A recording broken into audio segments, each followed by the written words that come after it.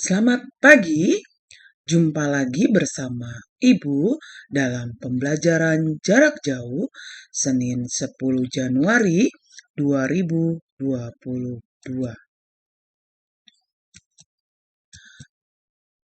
Sebelum kita memulai pembelajaran kita, baiknya kita berdoa dulu ya. Ibu akan membantu memimpin doa. Doa Bapa kami. Demi nama Bapa dan Putra dan Roh Kudus. Bapa kami yang ada di surga, dimuliakanlah namamu, datanglah kerajaanmu, jadilah kehendakmu di atas bumi seperti di dalam surga. Berilah kami rejeki pada hari ini, dan ampunilah kesalahan kami, seperti kami pun mengampuni yang bersalah kepada kami. Dan janganlah masukkan kami ke dalam pencobaan, tetapi bebaskanlah kami dari yang jahat. Amin. Demi nama Bapa dan Putra dan Roh Kudus. Amin. Apa kabar anak-anak, ibu yang ada di rumah? Ibu berharap kalian dalam keadaan sehat, bersama keluarga, dan tetap semangat untuk belajar walaupun di rumah.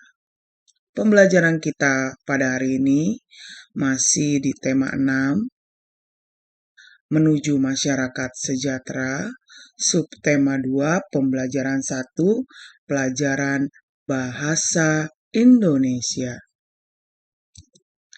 Tujuan pembelajaran kita hari ini yaitu siswa dapat menggali informasi yang terdapat pada teks non-fiksi. Menentukan kalimat utama dan gagasan utama dalam bacaan teks non-fiksi. Ibu ingin bertanya, masih ingatkah kamu apakah itu teks non-fiksi? Nah, teks non-fiksi merupakan teks atau tulisan yang dibuat berdasarkan fakta, realita, atau hal-hal yang benar-benar terjadi. Nah, di dalam teks non-fiksi biasanya terdapat gagasan utama. Apa itu gagasan utama?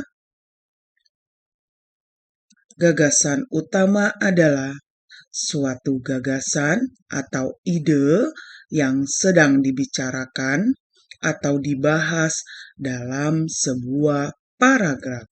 Nah, gagasan utama dapat kamu kenali dengan dua cara, yaitu yang pertama, membaca teks dengan cermat, dan yang kedua, menentukan kalimat utama pada setiap paragraf.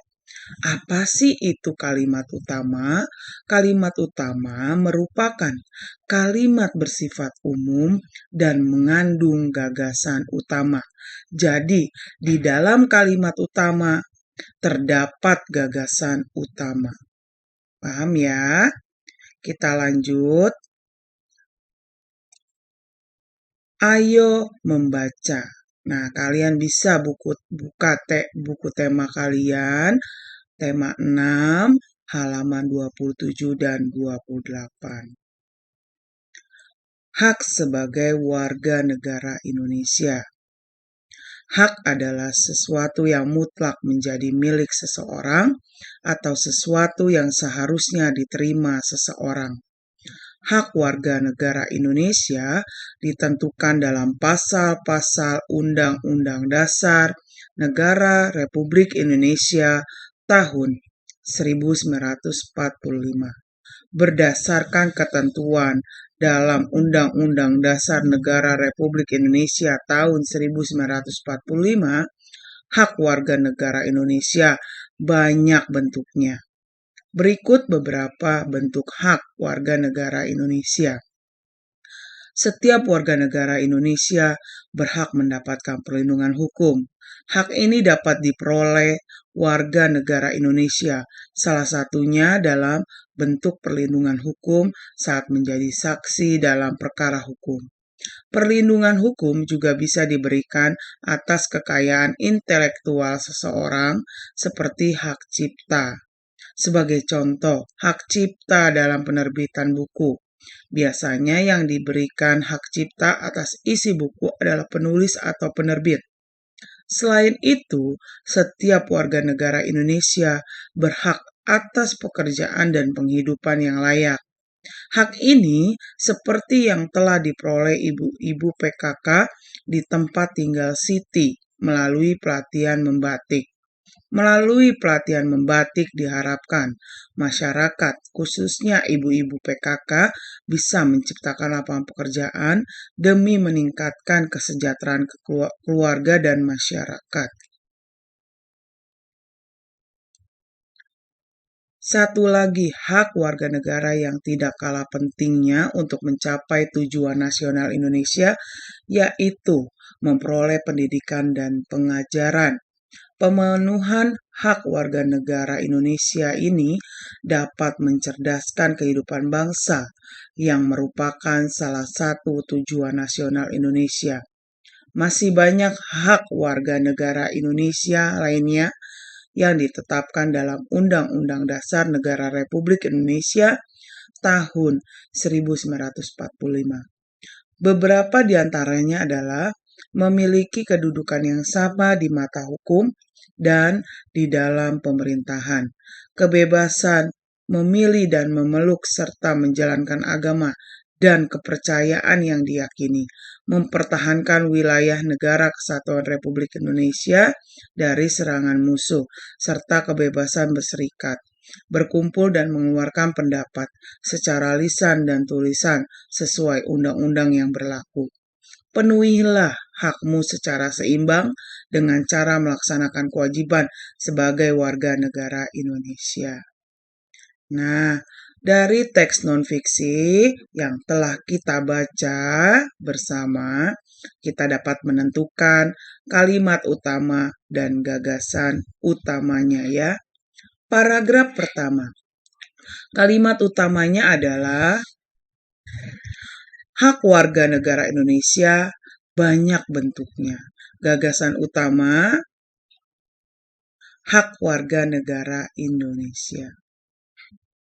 Paragraf kedua, kalimat utamanya apa? Kalimat utamanya adalah setiap warga negara Indonesia berhak mendapatkan perlindungan hukum. Dan gagasan utamanya, hak mendapatkan perlindungan hukum.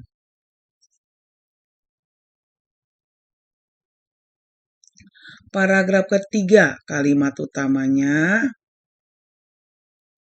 setiap warga negara Indonesia berhak atas pekerjaan dan penghidupan yang layak. Gagasan utamanya, hak mendapatkan pekerjaan dan penghidupan layak.